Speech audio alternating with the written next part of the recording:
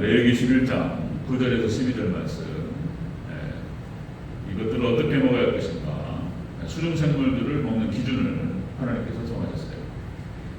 레위기 11장 9절에서 12절 우리 한 목소리로 같이 읽겠습니다. 시작.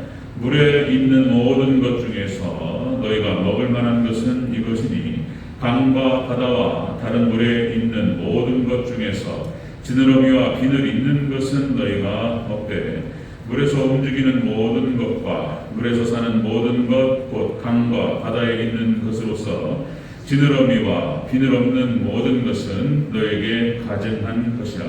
이들은 너희가 가증한 것이니 너희는 그 고기를 먹지 말고 그 주검을 가증히 여기라. 수중생물의 지느러미와 비늘 없는 것은 너희가 혐오할 것이니라. 아멘. 인사하겠습니다. 우리 예수님, 예수님의 은혜가 풍성하게 넘치시기를 축원합니다. 아멘. 오늘 함께 읽으신 레위기 11장 9절에서 12절 말씀, 오늘 본문은 그대로 어류 먹는 법의 영적 의미, 지금 오늘 말씀 보겠습니다. 어류, 수중생물 다 포함됩니다. 어류, 수중생물을 먹는 영적 의미, 이렇게 하겠습니다. 자, 우리 지난 시간에 했던 것 다시 한번 확인하고 바로 들어가도록 하겠습니다. 포유류를 먹는 법의 영적 의미를 했죠. 하나님께서 포유류를 어떻게 먹을 것인가, 어떤 것은 가정이 여기고 어떤 것은 먹지 말고 어떤 것은 먹어라, 이렇게 이제 어떤 규정을 세우셨어요. 자, 이것도 다 예수님 얘기다, 그렇게 말씀드렸어요. 성경 전체가 다 예수님이에요. 예수님 얘기하고 있는 거예요. 자, 포유류를 먹는 법의 영적 의미, 첫 번째가 굽이 갈라지고 색임질하는 것만 먹어라 그랬습니다. 굽이 갈라지고 색임질하는 것은 당시에 이스라엘에게서 이제 염소, 그다음에 양, 그다음에 소, 사슴, 여러 가지가 있는데 그 중에 이제 이스라엘 백성들이 가지고 있었던 것은 염소와 양과 소였다. 이것은 5대 제사, 그러니까 이제 소제는 곡물로 드리는 것이고, 번제와 화목제와 속죄제와 속건제 다 짐승을 잡아서 드리는 거였습니다. 이것은 이제 염소와 소와 양은 하나님께 드리는 제물이었습니다. 그러니까 예수님을 상징했던 거예요, 이것이. 자, 이것이 이제 포유류를 먹을 때 굽이 갈라지고 색임질하는 것만 먹어라. 이 뜻은 예수님만 먹어라, 말씀만을 쫓아라, 예수님만을 따르라, 이런 뜻인 거예요. 이런 상징적인 의미가 있는 거예요. 자, 이 먹는다라고 하는 것은 연합을 의미합니다. 예수님께서 주의 만찬, 성만찬을 진행하실 때 떡과 포도주를 주시면서 떡을 떼어주시고 내 살이라, 포도주를 주시면 내 피라 말씀하셨어요. 먹는다라고 하는 것은 완전히 들어가서 한 혼연일체 되어버리는 걸 말하는 거예요. 먹으라는 뜻은 연합되라는 뜻이에요. 하나 된 것을 의미하는 것입니다. 자, 그렇게 해서 굽이 갈라지고 색임질하는 것, 그러니까 예수님 말씀만 따르라. 자, 이런 의미다라고 말씀드렸어요. 자, 그리고 두 번째, 포유류를 먹는 법의 영적 의미 두 번째, 다시 한번 강조 말씀을 드리면서 굽이 갈라진 것만 먹는다는 것은 굽이 갈라졌다, 이것은 세상과 구별한다, 이런 뜻이라고 했죠. 세상과 죄와 구별되신 예수님을 말하는 것이다 그랬어요. 우리 성도들도 세상과 구별되어야 할 것을 강조하시는 말씀입니다. 그래서 이제 굽이 갈라진 것만 먹어라, 굽이 갈라져서 차별하라, 이런 말씀을 하신 것이고, 그 다음에 세 번째, 색임질하는 것만 먹어라. 이것은 이제 말씀을 되새김질한다, 말씀을 묵상한다는 뜻이다, 이런 말씀을 드렸어요. 예수님께서도 이 땅에 살아가서 공생애를 살아가시는 과정에서 하나님의 뜻을 행하는 것이 나의 양식이다, 이렇게 말씀하셨어요. 하나님 말씀을 묵상하고 하나님 말씀을 생각하고 하나님 말씀을 순종하고 하는 것이 예수님의 양식이었고 예수님께서 되새김질을 하셨던 거예요. 우리 성도들도 예수님의 제자들, 예수님의 신부된 백성과 똑같이 이 땅을 살아가는 과정에서 예수님만, 말씀만을 되새김질하고 단축하고 그렇게 말씀만을 늘 잘 드시기를 주의 이름으로 축원합니다. 그런 의미가 담겨 있는 거예요. 성경은 다 예수님 얘기인 거예요. 이것이 연결이 안 되는 것은 몰라서 그러는 거예요. 우리가 몰라서. 깨닫는 게 중요합니다. 자, 이 문자적인 의미도 필요해요. 그러나 영적인 의미, 상징적인 의미가 필요하다, 이런 말씀을 드렸습니다. 그래서 문자적으로 낙타고기 먹지 마라, 돼지고기 먹지 마라, 이것은 나중에 신약에 와서 다 폐지됩니다. 의식법과 신율법은 폐지된다, 이런 말씀 드렸어요. 그래서 그 영적인 의미만 담겨 있다. 우리 그것을 알면 되는 것이다, 이런 말씀 나왔습니다. 자, 오늘 이어서 수종생물, 어류를 먹는 법에 대해서 하나님께서 정하셨어요. 그 내용도 같이 한번 살펴보겠습니다. 이것도 다 예수님 내용입니다. 자, 어류 먹는 법의 영적 의미. 첫 번째로, 지느러미와 비늘 있는 것만 먹어라. 이렇게 말씀했어요. 자, 우리 9절을 다시 한번 읽겠습니다. 9절. 시작. 물에 있는 모든 것 중에서 너희가 먹을 만한 것은 이것이니, 강과 바다와 다른 물에 있는 모든 것 중에서 지느러미와 비늘 있는 것은 너희가 먹되. 아멘. 네. 자, 수종생물을 먹을 때, 어류를 먹을 때, 자, 지느러미 있는 것, 그 다음에 비늘 있는 것만 먹고 다른 건 먹지 마라. 이런 말씀하신 거예요. 자, 이게 무슨 뜻이냐? 지느러미가 있는 것과 비늘 있는 것만 먹으라. 이 뜻은 이것도 예수입니다. 이것도, 그러니까 이것은 말씀과 성령과 연합되라, 이런 뜻이에요. 자, 이게 무슨, 자, 풀어서 말씀드리면 이 지느러미라고 하는 것은 여러분들 물 사이를 지나갈 때에 물고기, 지느러미라고 하는 것은 방향을 잡는 거예요. 그죠?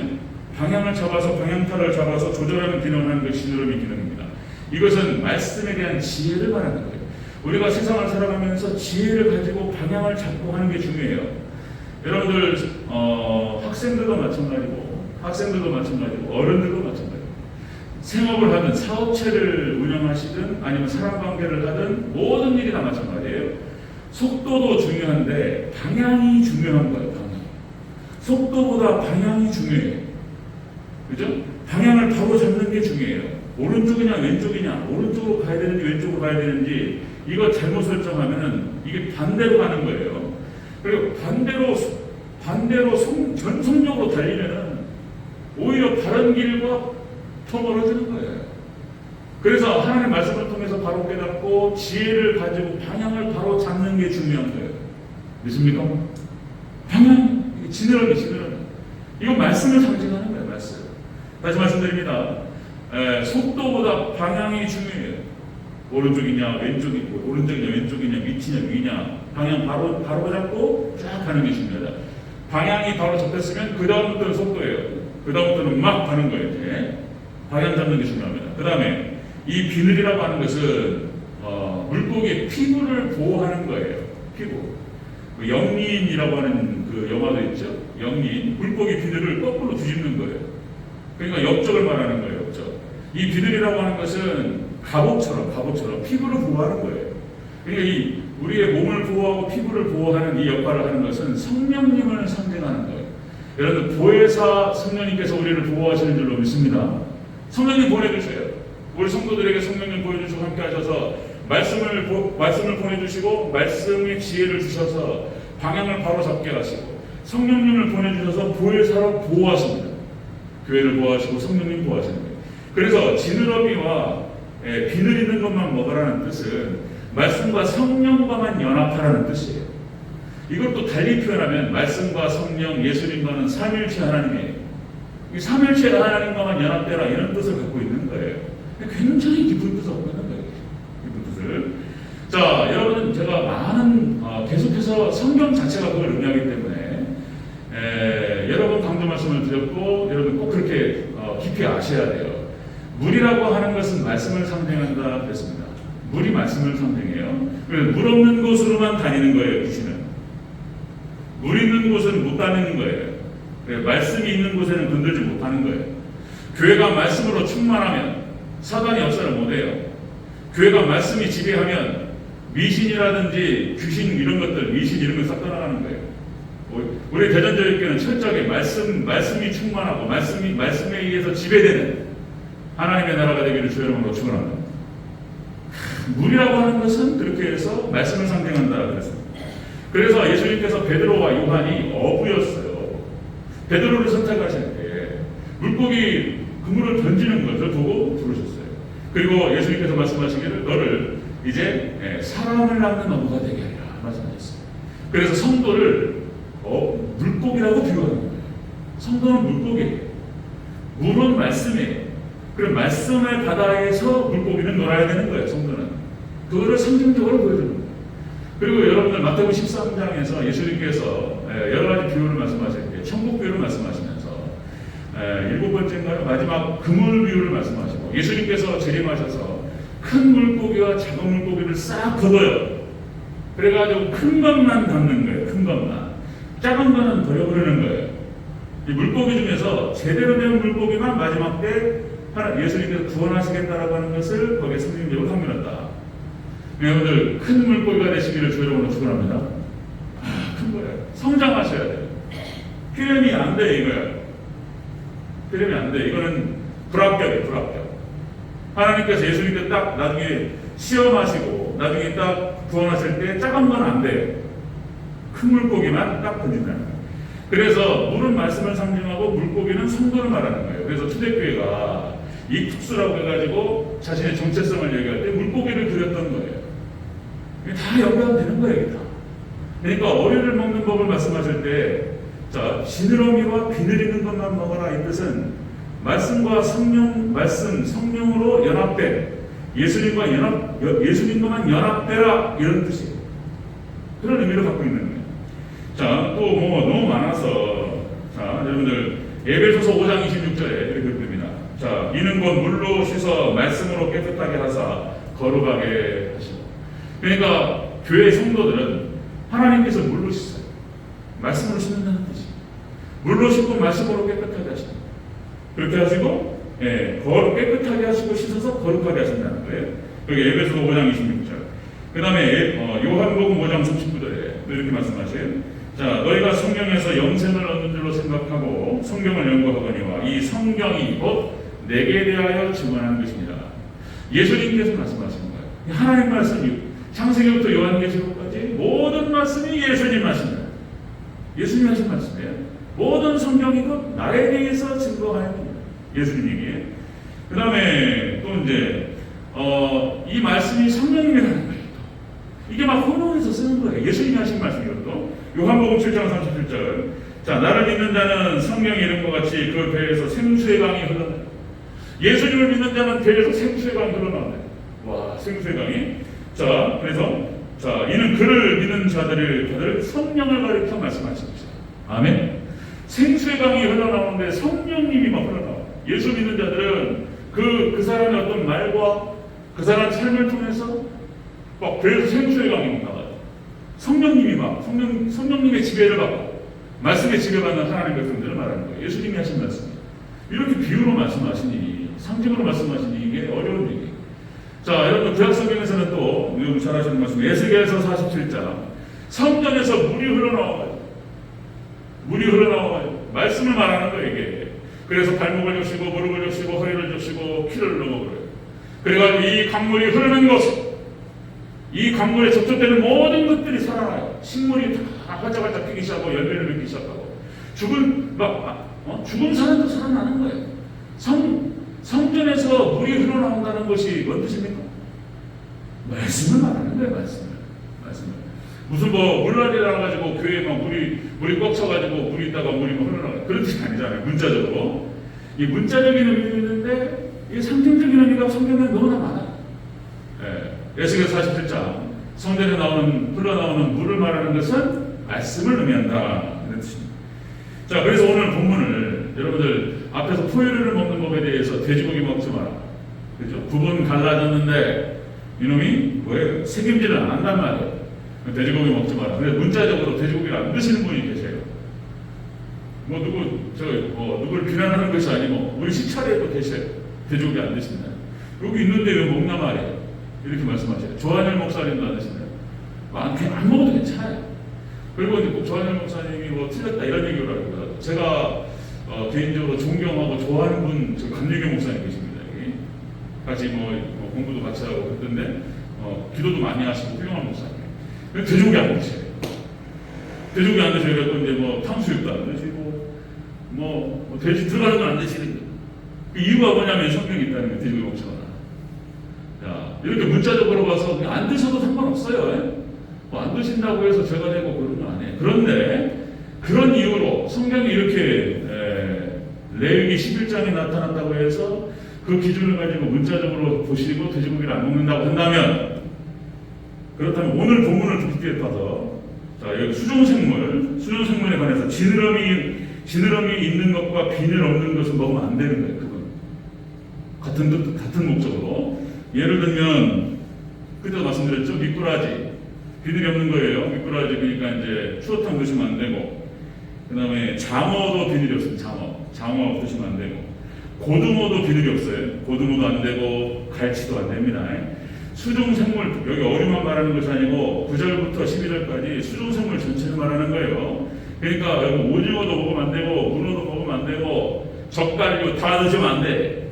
젓갈이 들어간 김치 드시면 안 돼. 그런 거예요. 문자적으로만 봐서 그렇게 해석한다면. 그리고 예배도 구약식으로 들으셔야지. 비난하려고 하는 게 아니고, 그러니까 이제 이거는 성경 전체로 가야 되는 거예요. 영적인 의미가 있고 상징적인 의미가 있는 거예요. 그래서 문자적으로만 봐서는 해석이 안 되는 게 많아요. 자, 그런 의미로 말씀드리는 겁니다. 이 뜻은 다시 말씀드리면 비늘이 있는 것과 지느러미 있는 것과 비늘이 있는 것만 먹어라. 이것은 말씀과 성령과만 연합되라, 예수님과만 연합되라, 이런 뜻이에요. 여러분 철저히 삼위일체 하나님과 연합되어지는 우리 성도들 되시기를 축원합니다. 그거예요. 그런 의미예요. 두 번째 보겠습니다. 자, 어류. 자, 수중생물을 먹는 법의 영적 의미. 두 번째, 지느러미와 비늘이 없는 것은 가증하다는 거예요. 다시 말씀드리면 이거는 말씀과 성령이 없는, 예수님 없는 것들은 다 가증하다, 이런 뜻이에요. 자, 우리 10절과 11절 다시 한번 보겠습니다. 10절, 11절 시작. 물에서 움직이는 모든 것과 물에서 사는 모든 것, 곧 강과 바다에 있는 것으로서 지느러미와 비늘 없는 모든 것은 너에게 가증한 것이라. 이들은 너희가 가증한 것이니 너희는 그 고기를 먹지 말고 그 죽음을 가증히 여기라. 아멘. 자, 지느러미와 비늘이 없는 것은 가증하다는 거예요. 좀 가혹하잖아요, 그죠? 뭐 맛있는 게 얼마나 많은데. 장어, 미꾸라지, 고등어, 갈치, 오징어, 문어 한번 먹어보려고 여기 농수산물시장 가가지고 물어봤어요. 그랬더니 동해안 문어하고 서해안 문어가 다르다는 거예요. 이 문어는 찬물에 들어갔다 나온 놈이 맛있다는 거예요. 난 몰랐어요. 물어봤어요. 그래가지고 1kg에 문어 하나가 1kg짜리, 1kg에 2kg짜리는 비싸죠. 1kg에 6만 원이에요. 아이고, 그래서 못 먹었어요. 그래서 오징어나 먹자. 그래서 오징어 사왔어요. 제가 오징어를 볶아가지고 우리 집사람 제가 오징어 볶음 잘해요. 제가 여러 가지 메뉴를 쭉 하나씩 정복하고 있어요. 오징어. 그래가지고 맛있어요, 오징어. 오징어 그렇게 맛있는 줄 몰랐어요. 오징어 먹으면 죄 됩니까? 오늘 본문대로 내가 말하면 오징어 먹으면 안 되는 거예요. 말씀이 불순종한 거예요. 그런 뜻이 아니라고요. 그런 뜻이 아니에요. 자, 지느러미와 비늘이 없는 것은 가증하다고 그랬어요. 이것 뜻은 말씀과 성령이 없는 것들, 예수님 아닌 것들은 다 가증하는 거라는 거예요. 그런 뜻이에요. 예수님 없는 것들. 자, 하나님께서 가증히 여기시는 것은 오징어 먹고 문어 먹고 고등어 먹고 이래서 가증하다 이러면 곤란한 거예요. 이런 뜻이 아니라는 거예요.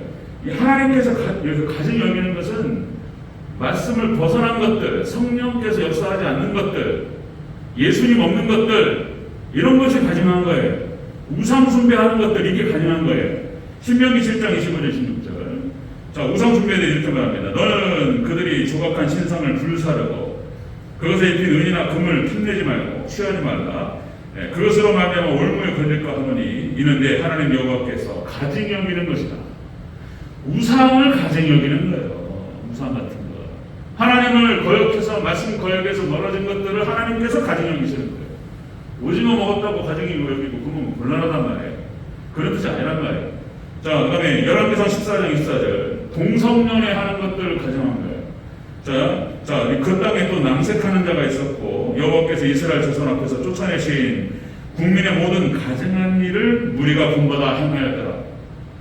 동성연애 남색하는 것들 하나님 가증히, 하나님께서 세우신 순리를 역행하는 거예요. 하나님께 남자로 세우시고 여자로 세우셨는데 자기 마음대로 성을 바꿔버려. 트랜스젠더. 자기 성을 고쳐버려요. 가정한 거예요, 이거. 가정한 거. 동성연이 가정하다고 말씀하셨어요. 그 다음에 또 좀 더 한 걸음 나아가면, 자, 잠언서 28장 29절. 자, 율법을 듣지 아니하면 그의 기도도 가정하다고 그랬어요. 잠언서 28장 9절 말씀이에요. 사람이 귀를 돌려 율법을 듣지 아니하고 기도하는 것도 가정한 거예요. 그러니까 말씀이 아닌, 말씀에 대한 깨달음이 아닌, 말씀에서 벗어난 것을 구하는 것도 가증한 거예요. 그래서 여러분들 철저하게 말씀에 대한 깨달음을 가지고 말씀을 붙들고 기도하는 게 중요한 거예요. 이거면 또 이게 강력한 거예요. 약속의 말씀이잖아요. 약속의 말씀. 말씀 붙들고 기도하는 것만큼 하나님 앞에 강력한 게 없는 거예요. 하나님 해주신다고 그랬잖아요. 하나님 성령 주신다고 그랬잖아요. 하나님 백성들 지켜주신다고 그랬잖아요. 하나님 지켜주셔야 돼요. 도와달라고. 뭐 확실한 거예요. 그게. 하나님 꼼짝 못하시네. 하나님께서도 말씀대로 하시는 거예요. 말씀대로. 예수님께서도 말씀대로 하시는. 자, 여러분들 말씀 붙들고 기도하시기를 축원합니다. 말씀에서 벗어난 기도도 가져가라. 이런 말씀이에요. 그 다음에 골로새 3장 5절 6절 탐심은 우상숭배. 욕심 부리는 거 하나는 안 좋아하세요. 우리가 때로 따라서 때때로 우리의 신앙이 말씀 잊어먹잖아요. 세상 살다 보면은 막 정신없다 보면 말씀도 까먹고. 그럼 이게 이제 설교 듣다 보면 하나씩 생각난단 말이에요. 욕심이 잉태한즉 뭐를 낳아요? 죄를 낳고. 죄가 장성한즉 사망을 낳는다. 거기서 하나님 백성들이 하나님 백성 이 땅을 살아가면서 욕심을 부릴 때가 있잖아요. 실수할 때 있잖아요. 그래서 사망한다는 것은 꼭 지옥 간다, 멸망한다 이런 뜻이라기보다는 영적인 사망 이것을 의미한다 이렇게 봐도 돼요. 그러니까 하나님 백성들이 욕심 부려가지고 뭘 이렇게 했단 말이에요. 그러고 욕심이 죄를 낳아요. 그럼 죄가 늘어나면은 영적으로 확 죽는 거예요. 그럼 또 하나님 은혜 베푸시면 다시 살아나요. 그죠? 네? 그런 거예요. 여러분 욕심 많이 부리시지 마시기를 축원합니다. 욕심. 저도 가끔 딱 욕심 날 때가 있단 말이에요. 막 욕심 부려가지고 아니지. 딱 마음을 쳐버려요. 그게 사는 길, 그게 못 받는 길. 아멘. 자, 그런 말씀 너무 많아서. 그러니까 여러분들 하나님 말씀과 예수님에게서 벗어나서 세워진 모든 것들은 다 가정한 거예요. 가정한 거예요. 하나님 말씀을 기준으로 해서 캐논, 하나님 말씀을 딱 기준으로 해가지고 벗어난 것. 항상 그래서 늘 그냥 저는 주구장창 하나님 저에게 주신 은사가 있어서 말씀을 쏟아 부어버려. 교회가 그냥 말씀으로 충만하고 그럼 사단이 못 건드려요. 교회가 그냥 잠잠해버려 그냥. 은혜 가운데 편안하고. 교회가 천국돼요. 비결은 그거밖에 없습니다. 자, 그러니까 여러분 말씀에서 벗어나고 예수님께 벗어난 것은 하나님의 심판 대상이 되고 가증하는 것이고 좀 심하게 말하면 망할 것들이에요. 망할 것들. 심판 대상이 우리는 딱 말씀 붙들고 기도하고 말씀만 바라보고 하면 돼요. 예수님만 바라보고 예수님께서 하신 것만 따라가고 그것만 흉내내고 모방하고 그거 그렇게 하면 되는 거예요. 예수님. 자, 여러분들 수종생물 어류를 먹는 법의 영적 의미는 바로 그것이다. 지느러미와 비늘 있는 것만 먹어라.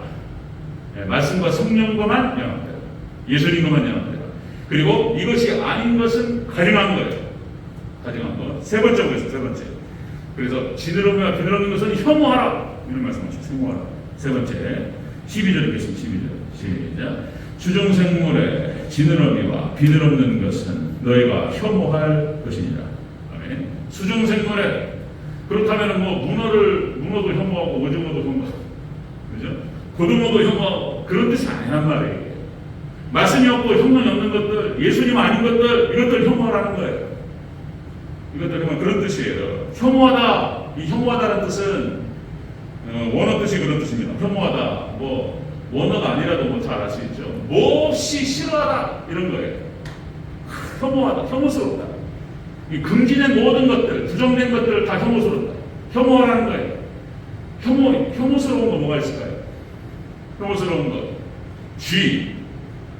쥐막 우리 여기 대화동 쥐가 별로 없나요? 바퀴벌레도 많이 없더라고요. 가끔 나와. 가끔 우리 집에 여기 조그마한 가끔 나오는데 예전에 저 시골에 있을 때는 막 바퀴벌레 많이 나왔었죠. 벌레들이 많아가지고 막 우리 애들부터 해가지고 집사람 벌레 보면 막 기절해버려요. 기절해요. 아유 바퀴벌레 이만한 거 본 적 있습니다. 이만한 제 두 손가락 같은 이만한 눈 뜨고 막 눈이 보일 정도로 막 바퀴벌레 딱 기절해버려요. 왜? 바퀴벌레하고 싸우면 집니까 우리가? 때려 접으면 되잖아요. 무서워가지고 혐오스러우니까 징그러우니까 이게. 그죠? 쥐하고 싸우면 질까요, 우리가? 목숨 걸고 싸우면 것이 이게, 그죠? 이게 징그러우니까 혐오스럽잖아요. 쥐, 바퀴벌레, 뱀, 어때, 뱀? 무섭지? 뱀. 제가 여기 15개 있을 때 여러분이 왔다 가셨어요. 그 중에 이제 변은비 전도사님이라고, 인천에서 전도사 사회 가다가 거기서 이제 사임하고 이제 사업을 해보겠다고 시골에 오셨어요. 음식도 잘하고 그런 전도사님이에요. 우리 교회 한 3년, 4년 있다 가셨는데, 이제 그 아이들 딸이 둘 있는데, 어느 날 전화가 왔어, 저한테. 전화 가지고, 바로 교회 바로 밑에다가 집을 하나 구해가지고, 거기 사는데, 이제 막내가 그때 고등학교 1학년인가 됐었어요. 쥐가 들어와가지고, 걔 혼자 있는데, 쥐가 들어와가지고, 저한테 전화가 가지고, 목사님, 큰일 났습니다. 쥐가 들어와서 걔가 벌벌 떨고 있다는 거예요. 아니, 나도 무서운데, 쥐. 그래서 제가 사바고 들고 막대기 들고 쫓아갔어요. 저도 무서운데 속으로 벌벌 떨면서 뭐 쥐랑 싸우면 제가 지겠습니까? 근데 무슨 이게 혐오스럽잖아. 그래가지고 쥐 있잖아요. 찐득이 있죠. 찐득이를 몇 개 풀렸어요. 방이 2개가 있는데 부엌이 있고 얘가 여기서 벌벌 떨고 있고 이쪽 방에 쥐가 나오는 거예요. 웜에. 그래가지고 찐득이를 몇 개를 풀렸어요. 좀 기다리니까 막 소리가 나더라고. 이게 붙었어. 이말이야. 아이고 징그러라. 얘가 찐득이 붙어도요 막 움직입니다. 막대기로 딱 때렸어요. 그 사고로 떠가지고. 쥐. 혐오스러워. 또 하나 또 내가 군대에 있을 때 뱀.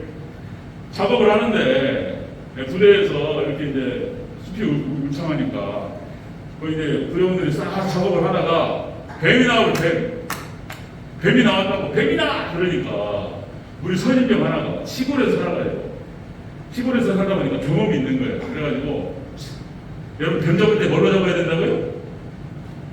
뱀 잡을 때 막 사업으로 찍고 막 이거 아니에요. 뱀 잡을 때 해초리를 잡는 해초리 막대기로 때리는 거예요.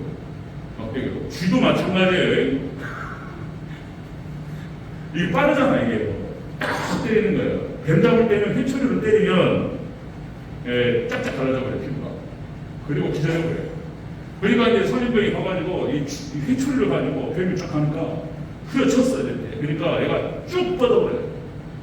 뱀 잡을 때는 여러분 회초리 다 아시죠? 그래가지고 대가리를 가려갖고 목을 끊었어요. 나서